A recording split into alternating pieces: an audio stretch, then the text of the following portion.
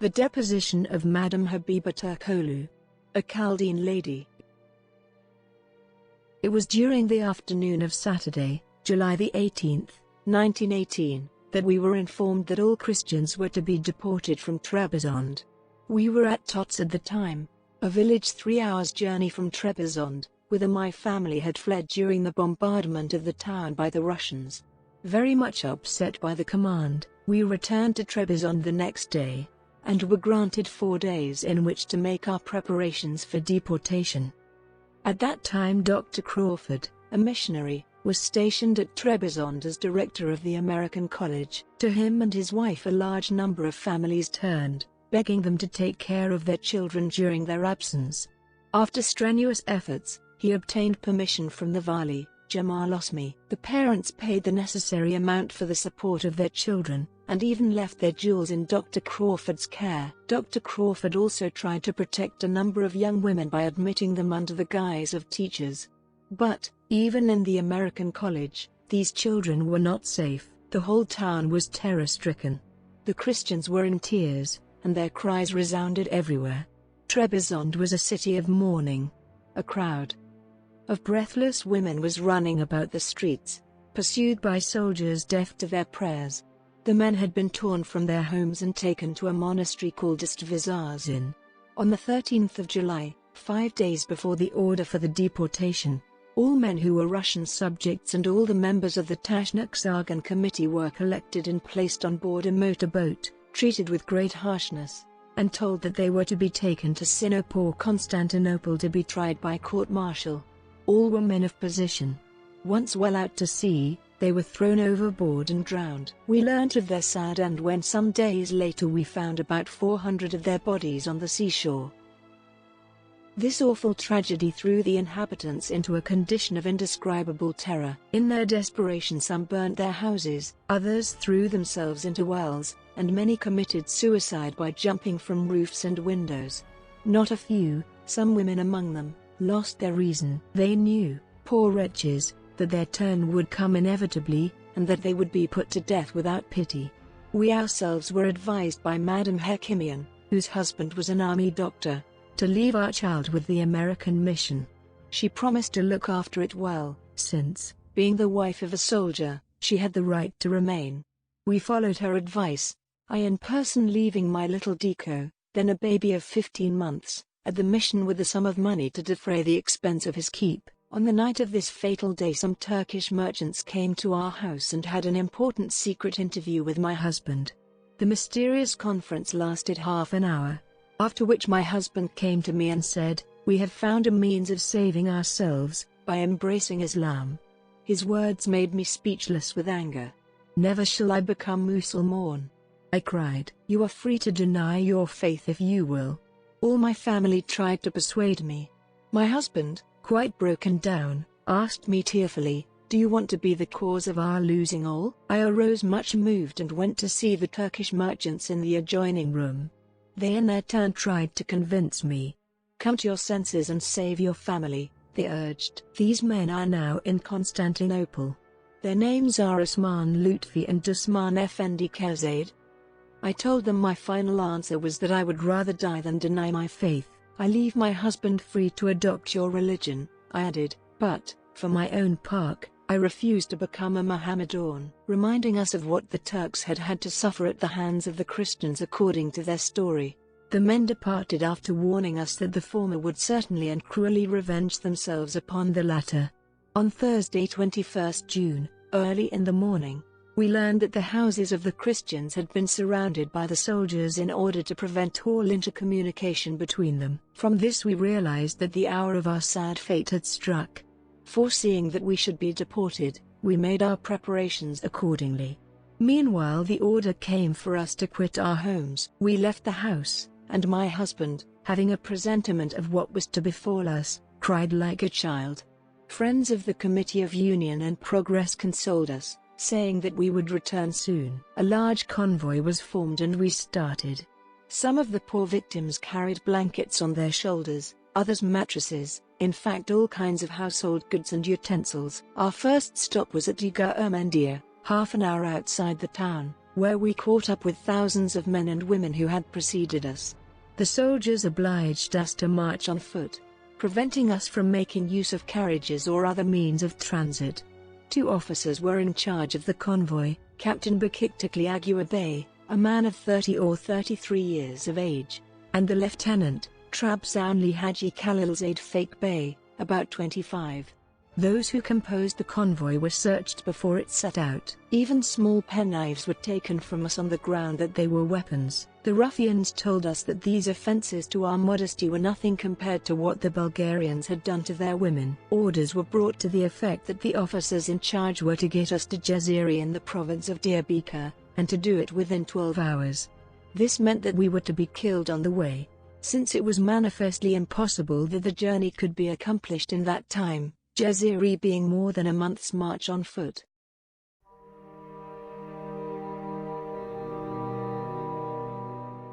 On the road to Calvary, we left Diga Ermendia at 4 o'clock in the evening, in a torrent of rain. Our convoy numbered over 5,000. We were escorted by soldiers, who herded us like a flock of sheep. In the lead was Captain Agua Bey, while Fake Bey brought up the rear of the sad procession of terror and death. 4 hours walking brought us to Haji Mehmed. It was still raining when we halted at a small cafe at the path which leads from Trebizond to Erzurum. There we were separated from the men and gathered together in groups. I entered the cafe with Madame Marie Arabian, a woman who had also left her child at the American mission, and there we passed the night. She was in a condition of complete nervous collapse. During the night I saw her raise herself with a start, and, unbuttoning her dress in a mechanical way, present her breast to the baby she thought she had at her side. Almost delirious, she then sighed and fell asleep, making a movement as if she were kissing her child. This touching scene of motherly tenderness upset me so much that, thinking of my own baby, likewise confided to the care of the mission, I could not refrain from weeping. The men who had been seized at Trebizond and shut up in the monastery at Astvazadzin, on May 1, rejoined us at this point and were added to our convoy. At 8 in the morning we started off again and gained a road between 2 streams, some hours from Haji Mehmed. Some of the younger prisoners in despair threw themselves into the water and were drowned. Mehmed saw us at Yesarolu. There were a few carriages there, and by means of bribery the few children with us were put into them to be sent back and placed in charge of the American mission. At 4 o'clock we left Yesarolu, numbering then about 6,000 men and women, and reached Boklakan on foot. At this place 3 or 4 women lost their reason owing to the description the soldiers, with exquisite cruelty, gave of the sufferings in store for us. Hateful as these butchers were to us, we were obliged to care for the comfort of the 2 officers in charge, offering them every kind of food and drink which we possessed. Leaving at 8 o'clock next morning, we continued our journey all day on foot, rain falling for an hour and a half. At 3 in the afternoon we arrived at Zegan, a telephone station at the foot of a snow-capped mountain of the same name. Our guards wished to compel us to pass the night there, but the officers of whom we took so much care listened to our incessant petitions and allowed us to pass the night in the shelter of a village an hour ahead. Here the whole convoy proceeded. For 77 lira, $35, we obtained refuge in houses, and the bakery was opened so that we might buy bread. Our family and 9 others were permitted to stay in a so-called hotel, an old tumble-down house. That evening at 9 o'clock the lieutenant sent for my husband and asked him to act as an intermediary in a rather delicate matter. He had fallen madly in love with Kaganush Arabian, and wished my husband to intercede with her relatives on his behalf. This request was a hidden command, and had to be obeyed. Finally, as a way out of the difficulty, my husband replied that the matter did not depend on him, and that the officer himself could address the parents of the girl next day. We were puzzled how to act in the matter, and could not sleep all night, for if the matter fell through we were lost. Next day we held a family council and agreed to give up the girl, thinking that this might help the rest. We passed a night at Kupra-i-Bachi, and, in the morning, started for Daldaban. Kaganush was handed over to the officer, who returned with her to Trebizond, accompanied by Madame Gazak Arabian and Madame Kellerian, who had each given 500 Turkish lira, $2,500, to accompany her. We noticed that our 2 officers had disappeared. The soldiers turned back and ordered the drivers of the vehicles to stop. Fearing some danger, I got out and advised my husband to do likewise, but he refused. 20 soldiers surrounded me and ordered me to get in again. They pushed me, dragged me by the arms and even threatened me with their bayonets. My terror got the better of me, and I became violently ill.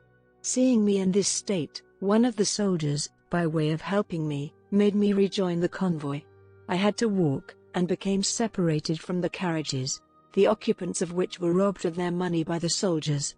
On our arrival at Daldaban, after a march of 3 hours, we were assailed by urchins, who, seated on garden walls, threw stones, dung, and every kind of filth at us. Women stoned us, screaming in their hatred, "Get along, you Christian pigs! You are being properly treated now." As we came to the foot of the mountain, we noticed that it was occupied by the Chetters, brigands, who intended to take our lives. With them was the Mutaserif of Gumush, a place half an hour's journey distant, with his staff. The Chetters, aided by soldiers, closed in upon us, and the commanding officer ordered the men to be separated from the women. The officers, who had disappeared at the time the occupants of the carriages were being plundered, now reappeared, and, falling upon us like hyenas, separated us from the men with the utmost violence, even using the butts of their rifles. Our sufferings and misery were at their height. After all the privations we had undergone, the bestial sights at which we had been present, the violations, murders and massacres we had witnessed, we were physical wrecks, and our whole nervous systems broke down. The separation of the men from the women was the last straw. We plodded along like cattle, brainless, stoically waiting to be finished, or begging God to end our sad existence by death. The savage separation, or rather sorting out, of men and women gave occasion for 1,000 scenes, each more cruel than the other. When the male flock had been herded at some distance from our convoy, the brigands, ready for their work of slaughtering whole Christian populations, approached us and searched our baggage and belongings for rope and string. With these cords they tied the men in couples, arm to arm, and led them away. Frozen with horror, knowing that they went to their death, we tore our hair and many fainted. Our dear comrades continued their dreadful journey to the place of slaughter, where 1,500 were shot, but our martyrdom did not end with this. It had but begun. The butchers, proud of their work, returned in our direction. Soldiers drove us along like beasts into wild, open country, where in some places, we noticed ruined houses. Nor did they even give us time to take our belongings. The cowards, knowing that we were at their mercy, and that no voice, however feeble, could be raised in our defense, subjected us to the most awful sufferings. The blows we received were nothing to the thrusts, which flung us down, bruised and wounded, upon the ground. One person, whose leg was broken, was actually ordered to arise and continue the march. It was asking the impossible. But the sufferer had to attempt it, or die under the blows of rifle butts and bludgeons. I need not speak here of the attempts made against our honor. Crowded together in this wild spot, and starving, for we had had nothing to eat, 3,000 of us spent the night in a penetrating drizzle, the sky our roof, the wet ground our bed. In our despair we moaned and wept, losing courage more and more. Even during the night we were persecuted. Armed police filed through our ranks, using electric torches to find the most beautiful among us, and carrying them off for their orgies. Young girls, after being taken to a distance, were often massacred, after having been assaulted. 2 or 3 hours later the soldiers returned to seek other young women. At a loss to invent other means to make us suffer further, they would not even let us retire to a distance to satisfy the needs of nature. Not even the days of Nero saw horrors carried out with such extreme cruelty. On the morning after this awful night we suddenly saw Madame Calarian, her child, and Madame Rabian run breathless and terror-stricken out of a garden, as if they were being pursued. It will be remembered that these women had paid a large sum for permission to leave the convoy. When she reached us, Madame Calarian was at the end of her strength. She was ready to fall from starvation. All we could find to offer her was a piece of dry bread. This being insufficient to restore a woman in her state, one of my companions offered her her breast. This the poor woman took gratefully, and this restored her strength, as it were that of a little child. We were greatly touched. The officer, for fear of being compromised, had released Madame Calarian and Madame Arabian, who had fallen into the hands of the governor, who had put them through a series of questionings. He had them shut up in a room with police agents, who had subjected them to the most shameful outrages. Keganash, the young so-called wife of the officer, had been kept by the Mutaserif as a prostitute. The poor child was only 14 years of age. 150 girls and 10 teachers belonging to a group of young women confided to the care of the American mission had been deported from Trebizond with a number of boys from 15 to 19 years of age. 4 days afterward, some of the more handsome girls were chosen and carried off. The remainder, together with the boys, were shot down there and then, or otherwise done to death. At 8 o'clock the convoy left the desolate spot. It was now composed only of women, all the men having been put to death. Lest we had not suffered sufficiently, Turkish and Kurdish women and children accompanied us, with all kinds of buffoonery, chasing us along the sides of the road. Eventually we reached a mill, after a 3 hours' march. Captain Agabe was no longer with us, having left us when our men were taken away. The lieutenant, who had rejoined us, however, came with 2 chetters and searched us all. I was the first victim. I had 320 Turkish lira on me, my mother-in-law had 200 Turkish lira, and my sister-in-law 200 Turkish lira, in addition to our jewelry. All this money belonged to me, but I had distributed it among my relatives in order that it might be carried more easily. Having taken everything, Lieutenant Falk Bey, in derision, gave me 60 paras, threepence, for expenses, and promised to return me money at Erzincan. In this way, he said, it would not be stolen by the brigands, who infested the country through which we were to pass. During the search, we had to suffer 1,000 cruelties, receiving the usual blows with rifle butts, and our hair being torn from our heads. One of my former pupils at the school at Trebizond, where I had taught from 1911 to 1913, before my marriage, had her 2 plaids completely torn out. Several women were entirely stripped, under pretense of being searched. Many swallowed their gold in order to use it later. Early in the proceedings, when they came to search me, they said, when your husband was being bound, in order that he might be put to death, he admitted that you had all the money on you. He told us to take it from you, so you had better give it to us if you wish to save his life. It was only a trick to obtain my money. In the evening, after the search, we left the mill, in a disgusting state of dirt, not having washed since we left Trebizond. Sleeping on the bare ground and thinned by privations, we were veritable human rags. While we were skirting the river near the mill, a woman named Madame Karchian tried to drown herself by jumping into the water. She was pulled out. As we left a village, its inhabitants followed, shouting insults after us and throwing stones. Get along, they cried.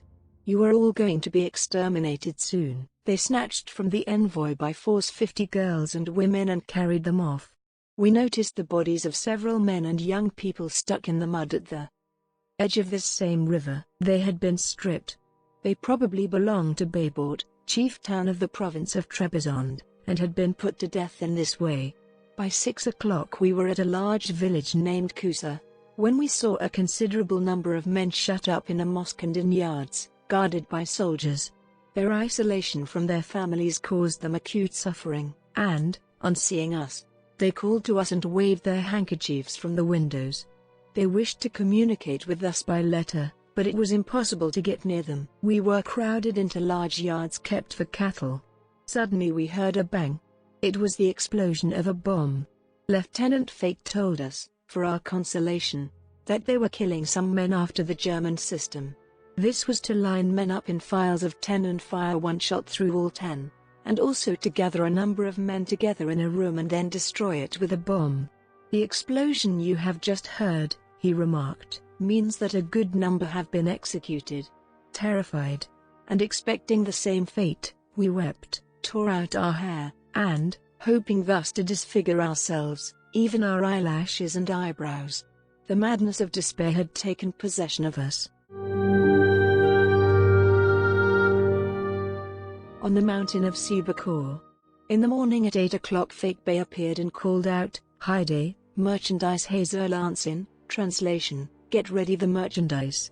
We are off," and left with nearly 5,000 other deported villagers, women, children and old men. At 10 a.m., a panic arose in the convoy. Cries of despair were heard everywhere. We believed that the slaughter had begun. Like a frightened herd, we scattered on each side of the road, running into the plowed fields. I was plodding through the sticky soil when I discovered that in my wild rush I was tramping underfoot a poor little baby. I shall never forget the screams of the unfortunate mite. Several infants had been abandoned in this way when their mothers had to take to flight. Some indeed, foreseeing their tragic end, to stave off a lingering death, had provided themselves with poison. The soldiers chased us with bayonets and obliged us to assemble again, saying we had nothing to fear. In our terror we found it impossible to believe them. We learned eventually, however, that the cause of the panic was the pillaging of the poor peasants who had just joined us, and that their cries had caused the trouble. Many in despair during the panic had swallowed poison, some of whom died. In this state of terror we continued our journey, and came to the Mountain of Sebicore. It took an hour and a half to climb it. 200 of the villagers, who brought up the rear with their carts, were and then killed by the soldiers. Likewise several persons, after being plundered, were murdered and thrown down the slope of the hill. When we reached at last the summit of the mountain, a troop of 50 soldiers from the barracks which guarded the Erzincan road, threw themselves upon us and relieved us of the rest of our belongings, scarves and utensils. They treated in the same way the villagers of the new convoy. During the night the soldiers profited by the occasion to steal women and girls, with whom they went off into the mountains. Next day at 8 a.m. we restarted, not however, by the mountain path but over the rocks. Although hungry and dying of thirst we were not allowed to drink at a spring we passed. Our feet were swollen and began to bleed, as we were barefoot. On arriving at the foot of the mountain half an hour's journey from Erzincan, we stopped in a meadow worn out and incapable of suffering further. We cried out, "Kill us all here. We can do no more, we do not wish to live. We want to die." Our appeal was unheeded, and we passed the day and the night where we were. Turks from the neighborhood came to trade with us and to sell us food. Bread cost 1 Turkish lira, $5, a small loaf, and a glass of water 20 piastres.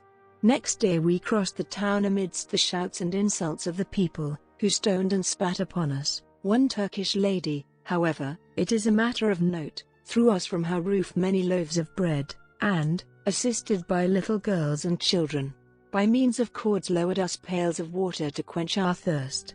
When we thanked her warmly she replied, "My friends, I am doing no more than my duty." The convoy camped in the Christian cemetery of the town, where the soldiers sold the girls to the Turkish and Kurdish civilians for from 5 to 10 piastres each, that is 25 to 50 US cents. 15 days had now elapsed since we left Trebizond.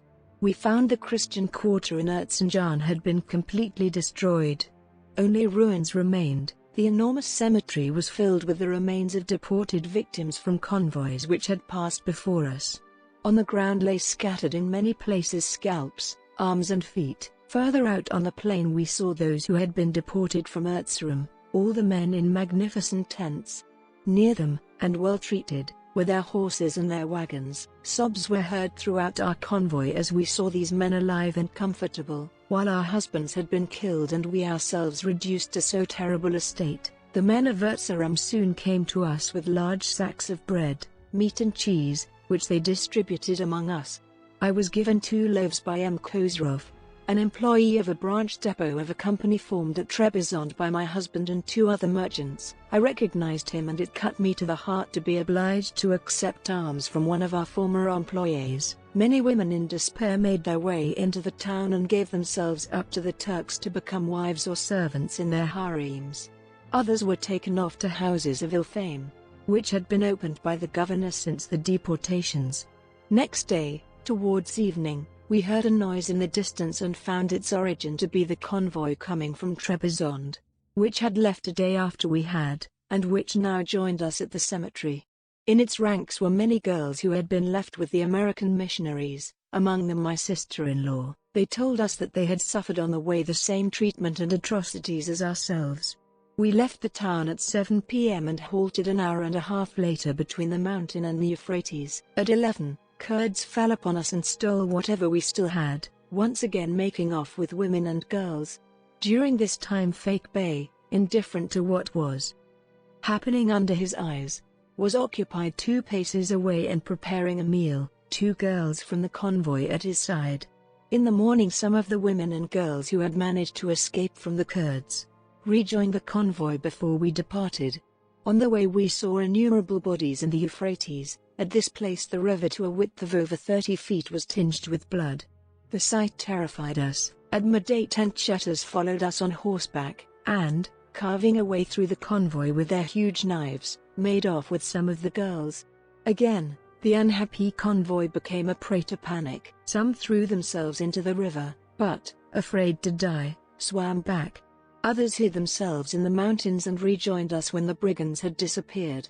One woman, at the end of her strength, cried out in Turkish, "Allah sen yetish." That is, "My God, come thou to our help." At those words a soldier took a large stone and threw it at her head, saying, "Kia fire, Kenzia, Ja'ur, Allahin var isasani kurtasin." That is, "You vile infidel. You dog of a Christian.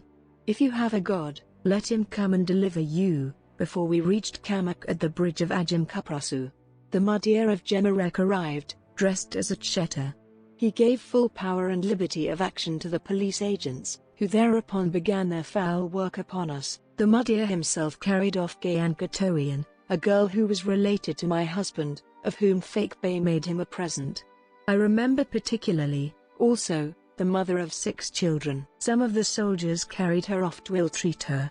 She defended herself, and in their fury they seized her with her children and threw them all in the river, where they were drowned. At Kamak 10 other persons and I petitioned Fake Bey to leave us in the town to work and so that we could get a loaf of bread a day to keep us from starvation. But our request was not granted. Fake Bey was worrying about getting away to his fiancée, Miss Arabian. For the purpose, he had a permit made out for himself, stating that he was ill, and left, taking with him his fiancée's 2 sisters, after previously muffling them in veils.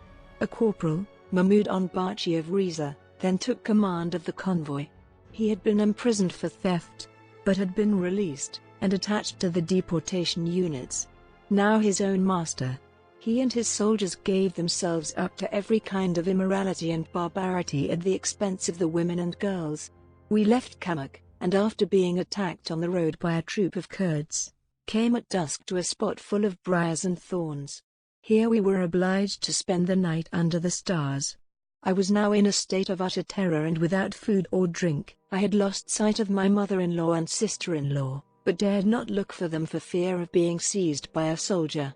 Early in the morning we took to the road again. To appease our hunger we pulled up weeds and roots and ate them, while to staunch our thirst we threw ourselves like a flock of sheep upon a muddy little babbling rivulet, whose waters were heated by the rays of the sun. Again we started after a few minutes' respite. Corporal Mehmed then demanded of us my sister-in-law that he might work his wicked will upon her, threatening to take her life if we refused. On receiving our definite refusal he said, "I shall know where to find her. Give me a piastra, the cartridge with which I shall kill a wretch will cost that much." As Mehmed was momentarily occupied with other matters we profited by the delay to disguise my sister-in-law as a peasant, covering up her head lest he should recognize her. It must be remembered that all who lingered on the road were put to death. The vicinity through which we were now passing was littered with corpses, fragments of human bodies, leg bones and putrefying skulls, indicative of the passage of other convoys before our own. At nightfall we reached a mountainous place where the soldiers alarmed us by telling us that we should be attacked and killed by the Chetas, adding however, that they would protect us if we gave them money. I got up in the night and, under cover of the darkness, made a collection. We gave the money to the soldiers and continued our journey in the morning.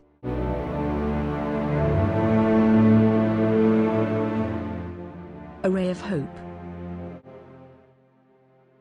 When we arrived at Metskep Chai, between Nijin and Kaput, a spot between two mountains. The gendarmes fired their rifles into the air, and even on the convoy, simply for their own amusement.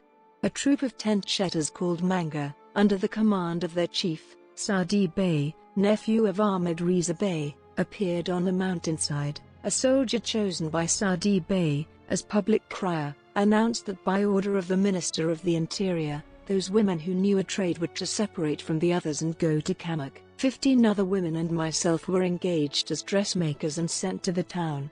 Many others cried and begged us to get them engaged by interceding with the Kamakam, sub-governor, but they were asking what was impossible. I left the convoy with regret and parted from my relations with tears. We made the journey in a single night, normally a 3 days journey, being forced to run almost all the time lest it should be seen that women of the convoy were re-entering the town. At Kamak we were handed over to a rich Turk, Halil Bey, a deputy of Erzincan, who had become chief of the brigand shatters of this region, who were charged with the duty of killing all the men of Erzurum and Kamak.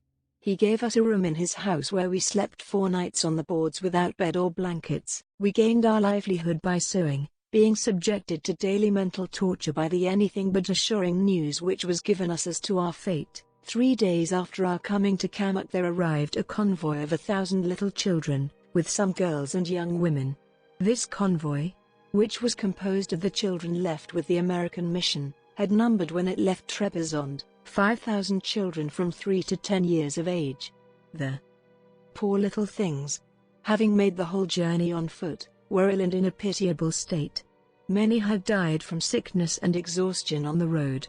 The unhappy little innocents, frail and defenseless, what a martyrdom they suffered at the hands of their cowardly executioners. The sick were placed in one room. The rest were condemned to set out again on foot. We remained 40 days in Kamak, daily witnessing the arrival of convoys of deported.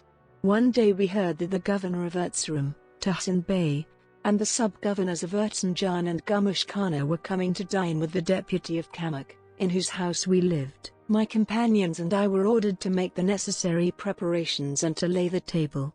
When we entered the dining room we saw exposed in the room the beard of the Archbishop of Erzurum, with the skin torn from his face. The deputy had perpetrated the horrible outrage upon the Archbishop to revenge himself because he said the prelate had slighted him on the occasion of a visit paid to Kamak. The Archbishop in passing with him through the streets of the town had preceded him. This the deputy considered a lack of respect. The deputy had in his house 7 large chests of empty cartridge belts. All the bullets had been used for the slaughter of Christians, and the ex-deputy kept these trophies as a souvenir of his exploits. The chests had been sent, it was said, by the Committee of Union and Progress, and the wife of the deputy showed all this to the guests with pride. During the dinner, one of those who had been invited declared that in February 1916, all the Christian soldiers working in the trenches had been brought to a place 2 hours from Kamak and there put to death. This is not the last of these horrifying details. Here is another characteristic act of goodness on the part of a magistrate. The majority of the sick children abandoned in the town were wandering through the streets in search of a morsel of bread. The judge of Kamak said that they were ragged and unpleasant to see and had them all thrown into the Euphrates. As regards ourselves, among other trials we were solicited every day to become converts to Islam and marry Turks. One morning they insisted and threatened us, and half of us were sent back to the convoy. Being in some danger myself, I filed and took refuge in the house of the deputy. I knew that he would protect me, as I had rendered him many services with my needle and in the management of his household. During our stay at Kamak every time a convoy passed my companions and I covered our faces with our veils and approached to see if by chance among its victims there were any of our own relatives. One day a group of soldiers came to the yard. We approached them and heard groans from the flat roof above. On mounting thereto we found a young officer ill from typhus, lying in the snow, his limbs frozen and gangrenous. He was a chemist from Constantinople, named Armenian Papazian. Delighted to see Christians again, he begged us to save him. Every evening, he said, Turks came and threatened to throw him into the river. In spite of the great danger we ourselves ran, we decided to save the young man, and taking a woman's dress with us, went to him and robed him in it, bringing him away to the stable of a Turk whose wife was an Armenian. She begged her husband to take him in, and for 20 days we tended him. He recovered from the typhus, but gangrene having spread in all his limbs, the poor man died in atrocious suffering. The Turk had agreed to keep him on the premises in the hope that someday his guest might be able to do him some service. Learning of his death, and fearing that it would be discovered that he had given protection to a Christian, he called upon us to take the remains away immediately, threatening us with the police. We implored him to wait until dark. At dusk, with a woman friend, I carried the body of the poor Christian into the yard where we lived, which was adjacent to that in which he lay. During the night we dug a grave 18 inches deep and buried young Papazian, saying some prayers over his grave for the repose of his soul. Dogs, attracted by the smell of the body, came and scratched up the earth. Fearing to be discovered, we then took some large stones and threw them upon the grave, the better to safeguard the poor man's body from profanation. I lived for 11 months at Kamak, ever in a state of misery, perpetually seeking for a relation among the people who formed the convoys passing through the town. On the 15th of February a woman who had been deported came to me and said that some girls from Trebizond, named Arabian, were in prison and wished to see me. Without loss of time I muffled myself in a charchaf, Turkish veil, and went to them. One was Keganush, who had been betrayed by Fake Bey. The latter having been eventually court-martialed. Girls had been forced to rejoin the convoy. We found them in a pitiable state owing to the outrages they had suffered on the road at the hand of the soldiers. Thanks to the support of the deputy, we were able to save them and keep them with us. We became separated later, and I do not know what has since become of them. My Little Dico. Notwithstanding my own preoccupations and sufferings, I had never forgotten the baby I left at Trebizond. A month after I came to Kamak I began to write to a Turkish doctor called Mehmet Aunay, who had gone to the American missionaries and had taken my Little Dico into his home and adopted him. I wrote to him without receiving a reply, then sent telegram after telegram, but without result. The doctor remained deaf. One day I learnt that Aunay had left for Constantinople, taking my child with him. Erzurum fell on the 16th of February, 1916. The Kurds attacked the town of Kamak. Turks, however, spread the report that it was assailed by the Christians, who were abetting the Kurds in their misdeeds. This caused our persecutors to redouble their rage against us. Musulmans, flying before the Russians, took refuge in Kamak, and the panic-stricken inhabitants began to forsake the town.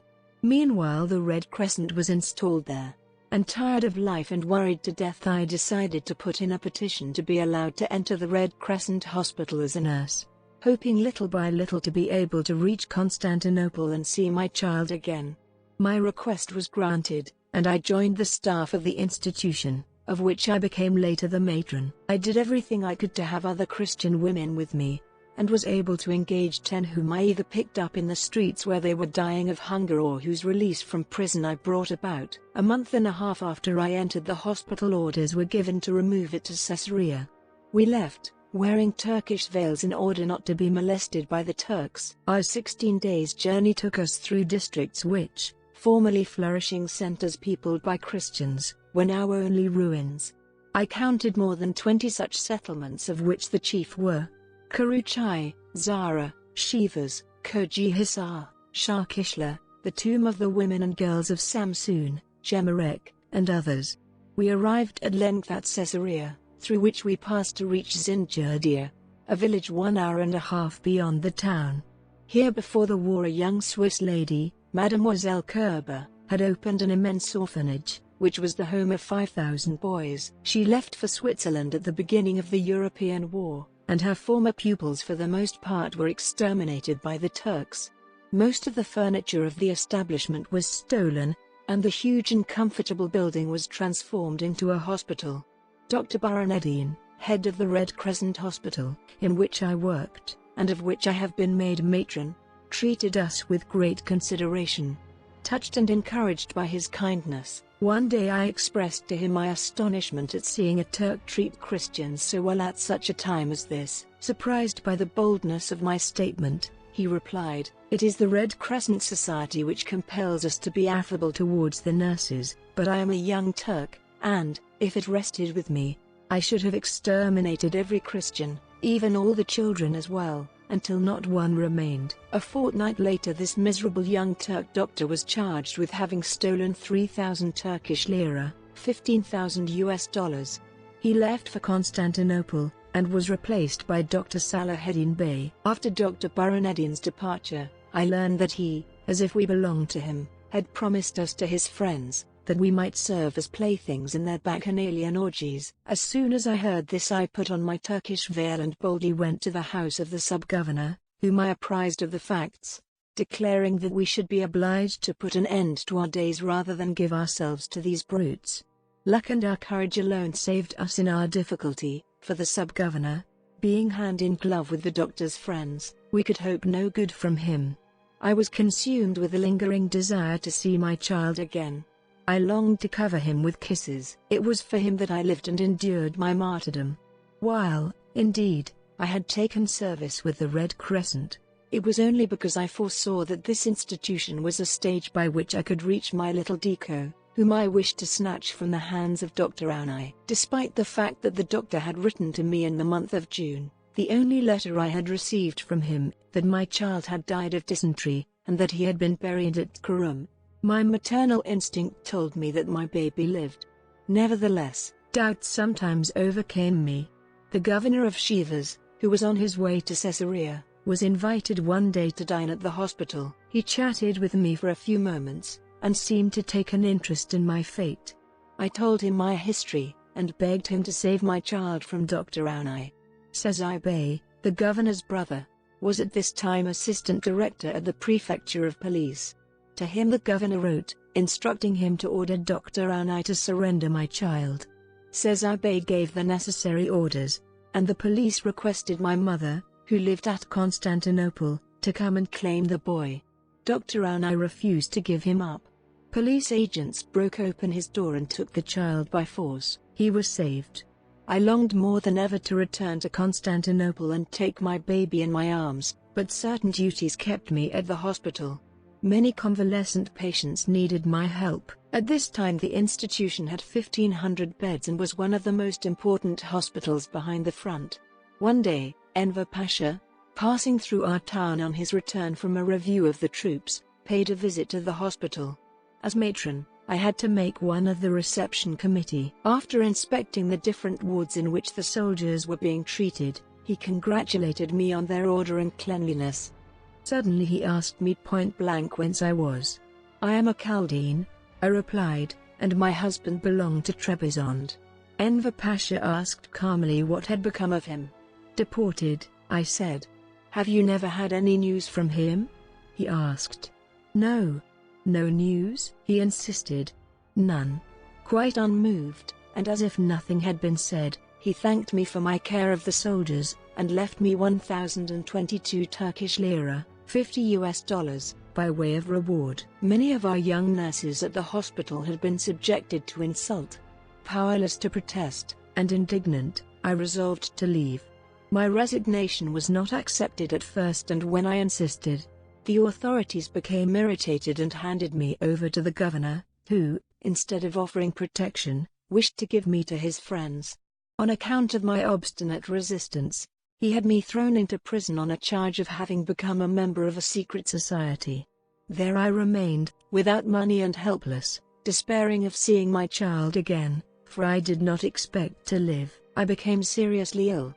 A young tradesman named Assyrian, a convert to Islam under the name of Janabki Habeddin, with the assistance of Dr. Demirjian, whose other name was Mahmud Shevkit, found a way of sending me a bed and some money. 23 days I had been in prison, when, aided by Arif Hikmet, formerly Markate Moscovian, they succeeded in obtaining me my liberty. I returned to Caesarea, and with some companions hired a room in the Christian quarter. At first I suffered a little from privation, but a Lebanese priest, who had been exiled there, Father Anton Haji Boutros, helped me a great deal. He assisted my companions and myself to live, and, thanks to his efforts, I overcame my difficulties. Still full of my plan for seeing my baby, I returned once more to the charge and forwarded request after request. At length, I demanded permission of the Ministry of the Interior to go, as I said, to see my relatives at Aleppo. It was Constantinople, however, I had in view. Being a Chaldean, the necessary permit was eventually sent me by the ministry, and I left Caesarea on the 17th of April, 1918. You know how I came to Aleppo, and left there with you for Constantinople, arriving on the 17th of June, 1918, a date ever memorable to me, in that it was the 3rd anniversary of my separation from my darling Dico. My martyrdom had been long and hard. In the deportations I lost many most dear to me. God had willed that I should be spared for the supreme task of saving my child from the hands of his kidnapper. Henceforward, I have but one object in life, and that is to bring up my son,